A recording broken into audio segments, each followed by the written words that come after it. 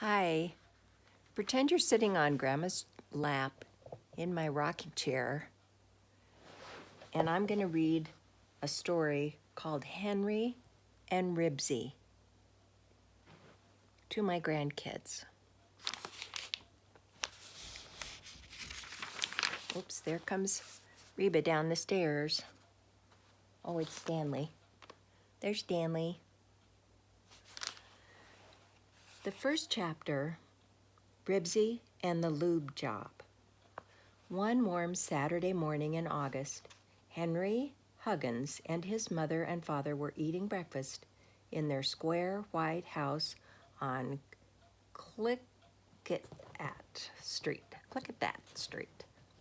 Henry's dog, Bailey, oh, there's Reba, or Stanley, I mean. He likes to be on Grandma's lap, too. His mother and father were eating breakfast in their square white house on Click-It-That Street. Henry's dog, Ribsy, sat close to Henry. See him here at the table? Sat close to Henry's chair, hoping for a handout.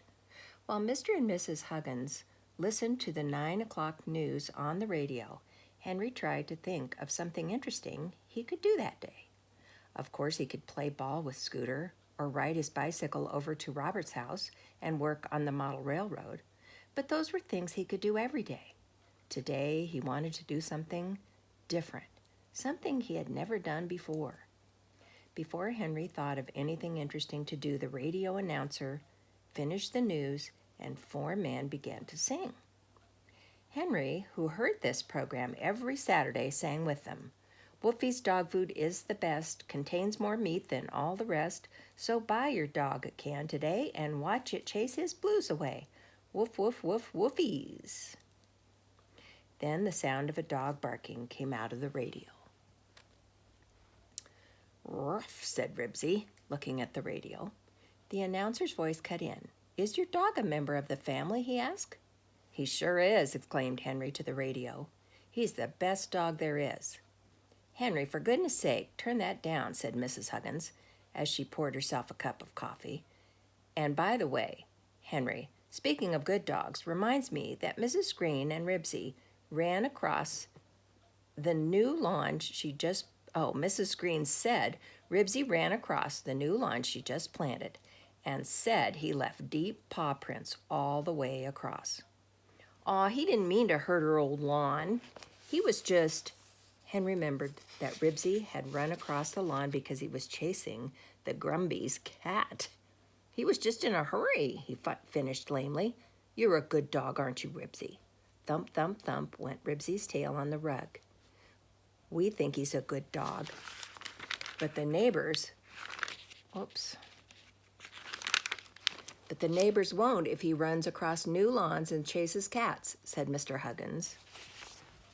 See Ribsy down here chasing. Here's the cat over here. Henry looked sharply at his father and wondered how he knew about Ribsy chasing the Grumby's cat. At the same time, he couldn't see why Ribsy was to blame about the lawn. The cat ran across it first, didn't she? Well, anyway, Ribsy doesn't keep everybody awake barking at night like the collie in the next block, said Henry. Just the same, you better keep an eye on him. We don't want him to be a nuisance to the neighbors. Mr. Huggins laid his napkin beside his plate. Well, I guess I'll take the car down to the service station for a lube job. That gave Henry an idea. Here was his chance to do something he had never done before, something he'd always wanted to do when his father had the car greased. Oh boy, Henry paused because it occurred to him that his mother might not like his idea.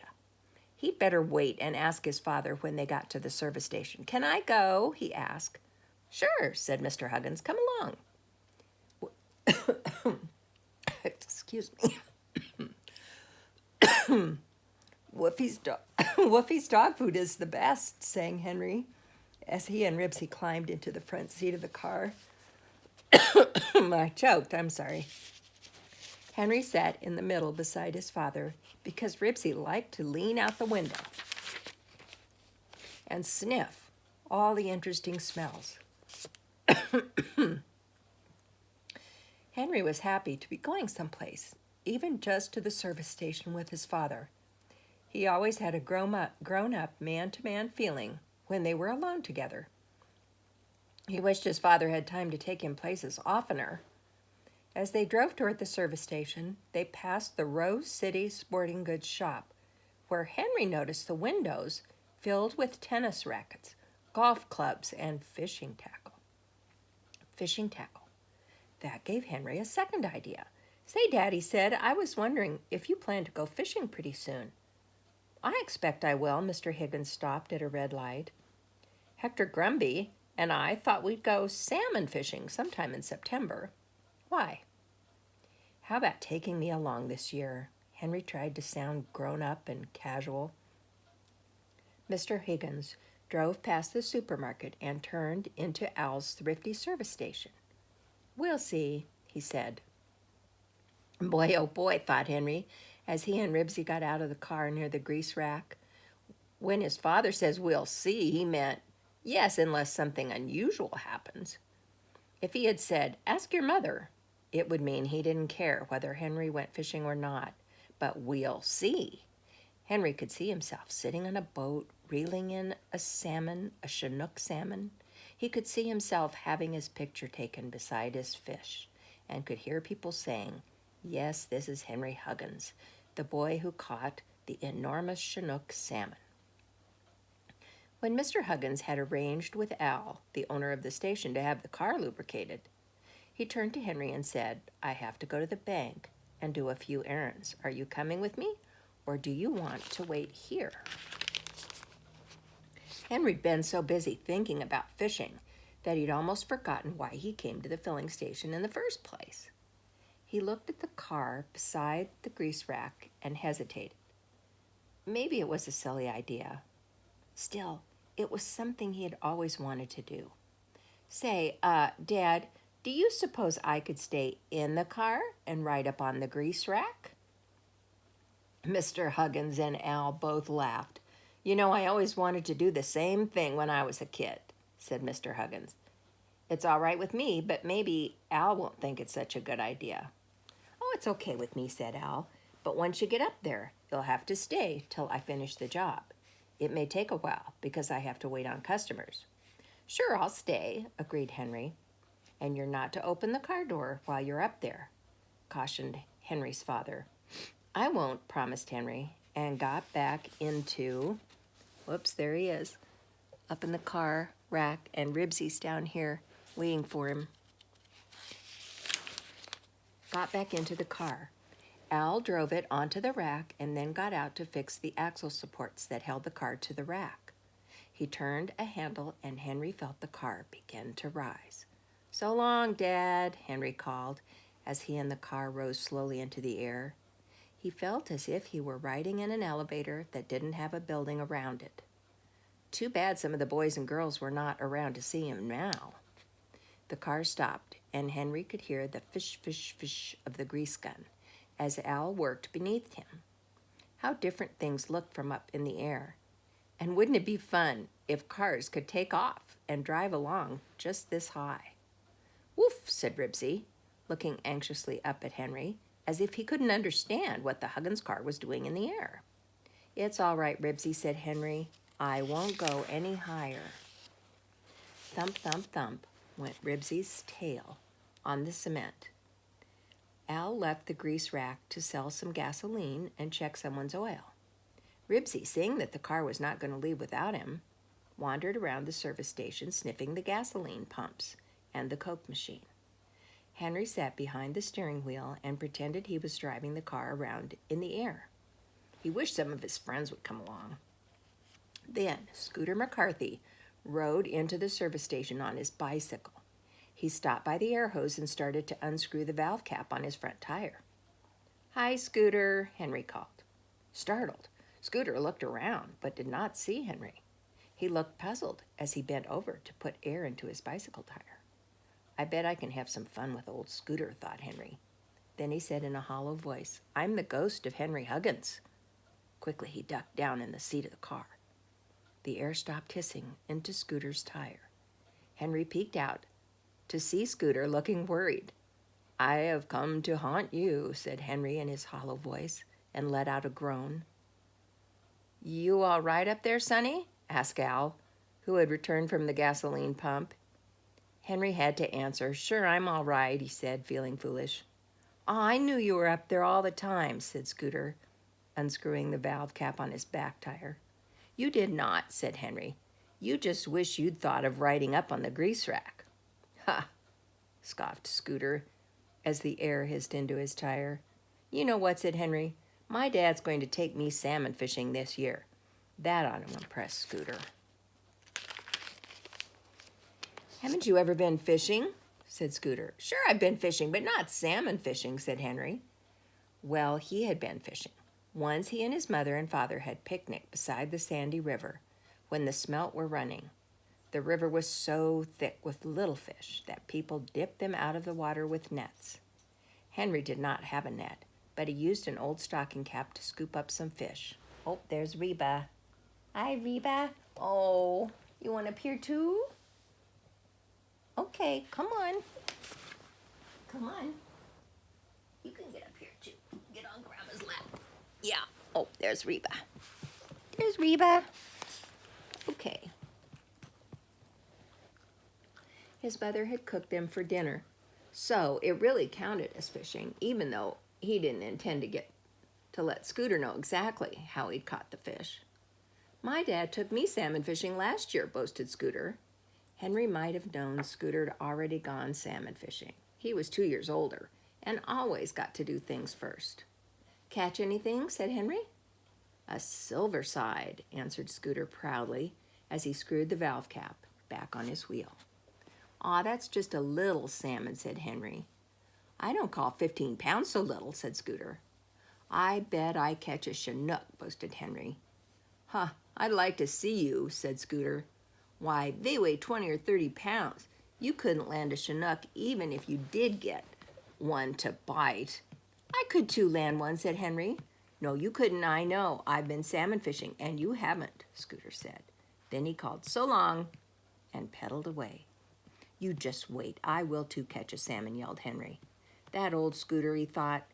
He needn't think he's so smart just because he got to go fishing first. Al gave the car a few more fsh and the grease gun and hurried off to sell some more gas. Ribsy looked up at Henry as if he wished he would come down. Pretty soon, fellow, said Henry, wishing something would happen. Sitting up on the grease rack wasn't as much fun as he thought it would be. While Henry was wishing something would happen, a police car stopped in front of the supermarket next door to the service station. The officer got out and hurried into the market. Boy, oh boy, thought Henry, now something is happening. Maybe somebody's holding up the supermarket. If he goes out shooting, I better duck. 3M85, stand by, blared the radio in the police car. Jeepers, thought Henry. I bet that means headquarters is going to send help. If the burglars get out and try to escape, I'm in a good place to watch where they go. Yes, sir, it's a good thing I'm up here. I'll be a lookout and keep my eagle eye on the door just in case any suspicious-looking people come out. Henry slid down in the seat and peered over the edge of the car door with his eagle eye. He saw a lady with a baby in a tailor tot come out of the supermarket. She was followed by a man on crutches. They didn't look the least bit suspicious. Wait a minute, thought Henry. That man on crutches, maybe the crutches are a disguise. Maybe when he gets around the corner, he'll throw them away and begin to run. I better watch him. Psh, psh, went the grease gun. 13L10, meet 13A9, blared the radio in the police car. Here comes help, thought Henry. Just at that moment, Ribsy pointed his nose into the air and sniffed. Then he trotted purposefully toward the police car. Now, what's Ribsy up to, wondered Henry, forgetting to keep his eagle eye on the man on crutches. The officer had not slammed the door to the police car shut when he got out. Henry was horrified to see Ribsy push it wider with his nose and jump into the front seat. Here, Ribsy, Henry called. You get out of there. The radio suddenly blared forth. 3M85, 2nd and Broadway. Frightened, Ribsy scrambled out of the car. The radio was silent. "You stay away from the police car," ordered Henry from the grease rack. Cautiously, Ribsy approached the open door of the car. "You get away from there," yelled Henry. Ribsy jumped into the police car again. "Ribsy!" Henry called desperately. Ribsy jumped out of the police car. In his mouth was a brown paper bag.